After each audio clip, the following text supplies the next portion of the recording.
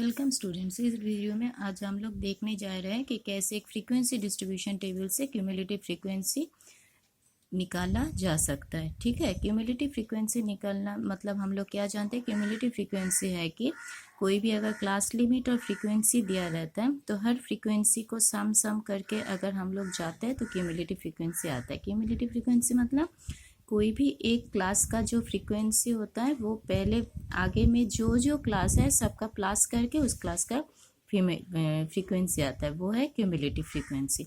तो cumulative frequency दो तरीके का होता है, एक है लेस देन क्यूमुलेटिव फ्रीक्वेंसी और एक है मोर देन क्यूमुलेटिव फ्रीक्वेंसी। तो पहले हम लोग देखते हैं कि लेस देन क्यूमुलेटिव फ्रीक्वेंसी क्या है। यहाँ पे देखो क्लास लिमिट है 10 से 20, 20 से 30, 30 से 40, इस तरीके से यहाँ का क्लास इंटरवल है। और क्या है, फ्रीक्वेंसी है, हर क्लास का फ्रीक्वेंसी यहाँ पे दिया हुआ है। अब देखो बनाना है लेस देन। लेस देन मतलब क्या है, यहाँ पे देखो 10 से 20 है दो फ्रीक्वेंसी मतलब 10 से 20 के इंटरवल में इसके अंदर दो है। सपोज अगर ये हम लोगों का मार्क्स लाएं तो हम लोग बोल सकते हैं कि यहाँ पे दो स्टूडेंट्स का मार्क्स 10 से 20 तक है। 20 से 30 तक जो मार्क्स है वो कितना है, 4 है। मतलब 20 से 30 मिला कितने स्टूडेंट्स को, 4 स्टूडेंट्स को। ठीक है, तो अगर हम लोग बोलेंगे कि 30 के नीचे कितना स्टूडेंट्स है तो हम लोग क्या बोलेंगे कि 10 से 20 जो स्टूडेंट्स है वो भी तो 30 से नीचे, मतलब 30 से आगे कम कितने स्टूडेंट्स मिला, तो ये दोनों प्लस करके हम लोग वो निकाल पाएंगे। ठीक है, उसी तरीके से 40 से 50 कितना है, 10 है। तो 50 से कम कितने को मिला, तो बाकी सब, क्योंकि 30 से 40 जो 7 है वो भी तो 50 से कम है। 20 से 30 जो 4 है वो भी तो 50 से कम, तो सबको प्लस करके फिर हम लोगों को मार्क्स मिलेगा, तो वो होता है क्यूमुलेटिव फ्रीक्वेंसी। तो लेस देन क्यूमुलेटिव फ्रीक्वेंसी के लिए हम मार्क्स कैसे लिखेंगे, हमेशा अपर इंटरवल जो होता है उसको लेके लिखना है। मतलब फर्स्ट है 10 से 20, तो हम लोग को क्या करना है, लेस देन लिखना है। तो हम लोग यहाँ पे क्या लिखेंगे, लेस देन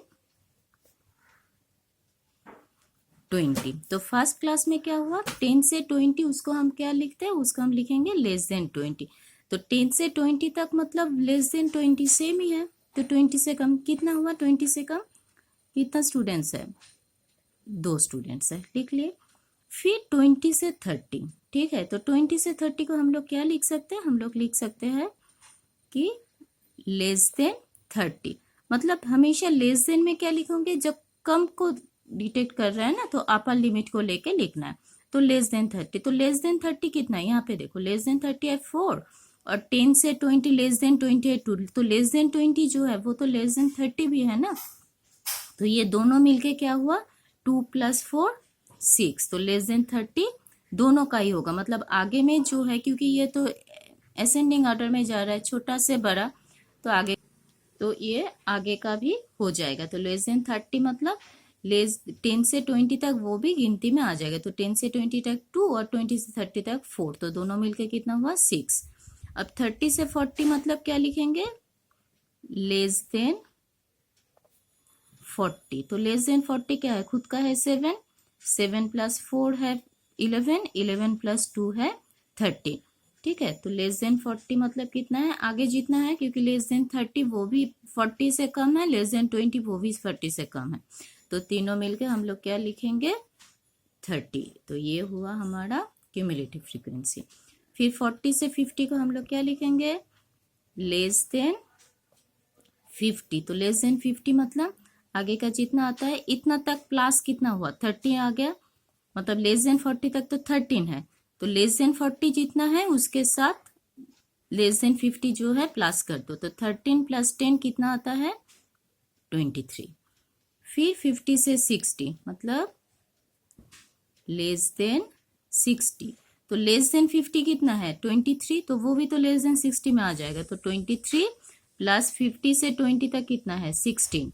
तो दोनों मिलके कितना क्या होगा, मैं यहाँ पे लिख देती हूँ, ये मत लिखना, ये तुम लोग वैसे ही कैलकुलेट करने हैं। तो कितना हुआ, 9 3, मतलब आगे जितना तक हुआ उसके साथ इसका फ्रीक्वेंसी कैलकुलेट करोगे। तो 60 से 70 तक मतलब क्या आएगा, लेस देन 70। तो लेस देन 60 कितना हुआ, 39 तक आया। तो 39 + 70 में कितना है, 8 है, तो इसको 8 बनाओ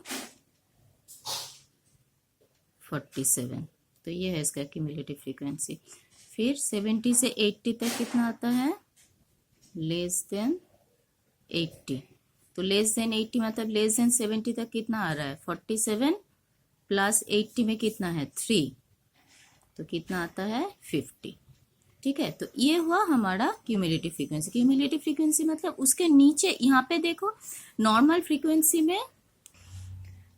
फ्रीक्वेंसी में एक रेंज के अंदर कितना स्टूडेंट्स है वो दिया रहता है, ये बात ध्यान में रखो। नॉर्मल फ्रीक्वेंसी मतलब जो फ्रीक्वेंसी है वो एक रेंज होता है जिसका अपर लिमिट लोअर लिमिट होता है, उसके अंदर कितना स्टूडेंट्स है वो दिया जाता है।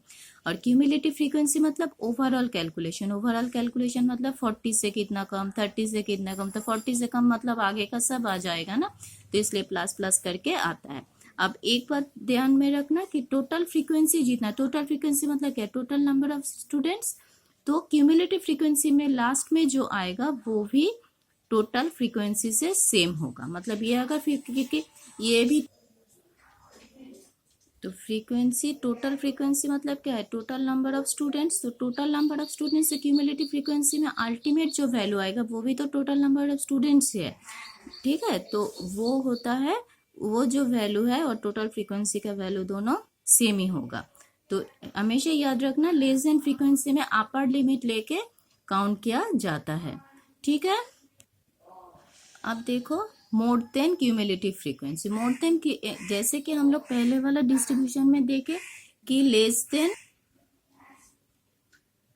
अच्छा अब आता है मोर देन क्यूमुलेटिव फ्रीक्वेंसी। तो लेस देन में हमने क्या देखे कि एक नंबर दिए तो उसका कम कितना स्टूडेंट्स हुआ, तो वो निकालने के लिए हम लोग लेस देन करते हैं। तो मोर देन क्यूमुलेटिव फ्रीक्वेंसी मतलब एक नंबर के हिसाब से उससे ज्यादा कौन कितना स्टूडेंट्स है वो निकालना है। ध्यान से समझो, सपोज एक 30 है तो टोटल क्लास में 30 मार्क्स किसको मिला, 30 से कम किसको मिला, वो है लेस देन फ्रीक्वेंसी, और 30 से ज्यादा किसको मिला वो है मोर देन फ्रीक्वेंसी। ठीक है, तो मोर देन क्यूमुलेटिव फ्रीक्वेंसी से हम लोग क्या करते हैं, लोअर लिमिट को लेके कम करते हैं, और लेस देन में हम लोग क्या किए, अपर लिमिट को लेके कम किए। ठीक है, तो यहाँ पे देखो तो क्या लिखेंगे, मोर देन फ्रीक्वेंसी। तो मोर देन फ्रीक्वेंसी याद रखना कि ज्यादा है तो मोर देन फ्रीक्वेंसी में नीचे से लिखोगे तो आसान होगा, या फिर ऊपर से लिखो, कुछ भी लिखो। ठीक है, तो यहाँ पे क्या लिखोगे, देखो फास्ट इंटरवल क्या है 10 से 20, तो वहां पे क्या लिखेंगे हम लोग 10 और मोर देन 10। ज्यादा देना है, हम लोग लेस देन में क्या लिखे थे, देखो लेस देन 20 मतलब अपर लिमिट लेके 20 से कम कितना है, और मोर देन में क्या लिख रहा है, मोर देन में लिख रहा है कि नीचे लोअर लिमिट लेके लिख रहा है, तो लोअर लिमिट मतलब 10 और मोर देन 10। फिर नेक्स्ट क्या होगा 20 और मोर देन 20 ना भी लिखो चलेगा, मोर देन 20 लिखो चलेगा। 30 से 40 क्या लिखेंगे हम लोग, तो फिर मोर देन 30, ये है मोर देन 40, ये है मोर देन 50, ये है मोर देन 60, और लास्ट में है मोर देन 70। तो हमेशा याद रखना मोर देन में लोअर लिमिट, क्योंकि ज्यादा देखना है तो एक क्लास के इंटरवल में 80 से ज्यादा तो नहीं मिलेगा ना, यहाँ पे तो 70 से 80 तक है, तो इस क्लास इंटरवल में क्या मिलेगा, 70 से ज्यादा होगा या फिर 80 से कम होगा। इसलिए मोर देन जब लिखेंगे लोअर लिमिट लेके, और अपर लेस देन जब लिखेंगे अपर लिमिट लेके लिखेंगे। ठीक है, अब देखो अब है main logic, 10 and 20 more than 10, तो मोर देन 10 कितना है, मोर देन 10 तो बाकी सब फ्रीक्वेंसी, देखो मोर देन 10 मतलब मोर देन 20 जो है वो भी मोर देन 10 है, मोर देन 10 मतलब यहाँ पे जितना फ्रीक्वेंसी है सभी तो है 10 से ज्यादा, मतलब मोर देन कितना 10 से ज्यादा कितना स्टूडेंट्स को मिला, तो जो 20 से ज्यादा है वो भी तो 10 से ज्यादा है, जो 30 से ज्यादा है वो भी तो 10 से ज्यादा है, मतलब 10 से ज्यादा मतलब सब प्लस करके आएगा। ठीक है, तो इसलिए बेटर है हम लोग क्या करते हैं, मोर देन में नीचे से काउंट करते हैं। नीचे से काउंट मतलब मोर देन 70 कितना है 3, यहाँ पे 3 लिखो, ठीक है। याद रखना मोर देन नीचे से काउंट करोगे। मोर देन 60, तो मोर देन 60 क्या है, मोर देन 70 जो भी है वो मोर देन 60 है। तो मोर देन 60 मतलब 60 में जितना है उसके साथ मोर देन 70 जो है उसको प्लस करके लिखो, कितना होता है 11। मतलब मोर देन 70 जो है वो भी तो मोर देन 60 ही है ना, तो उसका वैल्यू भी प्लस होगा और उसका खुद का वैल्यू भी। आप मोर देन 50, तो मोर देन 50 मतलब मोर देन 60 जो है वो भी तो मोर देन 50 है, तो उसको लिखो प्लस 50 से ज्यादा यहाँ पे कितना है 16, तो 16 लिखो, तो कितना हुआ 27। तो ये है हमारा फ्रीक्वेंसी। अब है मोर देन 40, तो मोर देन 40 मतलब मोर देन 50 कितना है 27, 27 को लिखो प्लस मोर देन 40, और 40 के 50 के अंदर कितना है 10, तो मिलके क्या हुआ 37। तो ये है हमारा मोर देन 40। अब आता है मोर देन 30, तो मोर देन 30 मतलब मोर देन 40 है वो इंक्लूडेड है, तो मोर देन 40 जितना है उतना लिखो प्लस 30 से 40 के अंदर कितना है 7 है 44, ठीक है। फिर है मोर देन 20, मोर देन 20 मतलब मोर देन 30 कितना है 44 प्लस उसका कितना है 4 48। फिर है मोर देन 10, मोर देन 20 कितना हुआ 48 और 10 से 20 तक है 2, देखो कितना हुआ 50।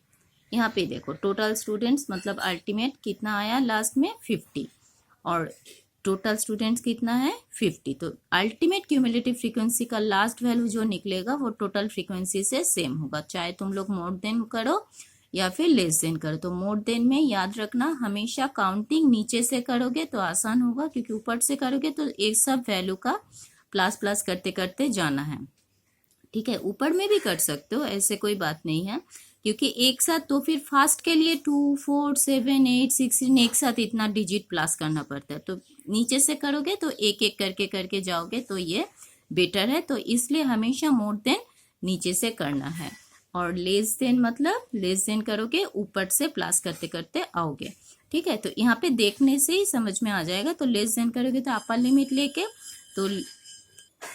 तो लेस देन 20 लेस देन 30 करते करते सब एक एक कर प्लस करके करके आओगे, ठीक है। तो ये हुआ हमारा मोर देन क्यूमुलेटिव फ्रीक्वेंसी और लेस देन क्यूमुलेटिव फ्रीक्वेंसी।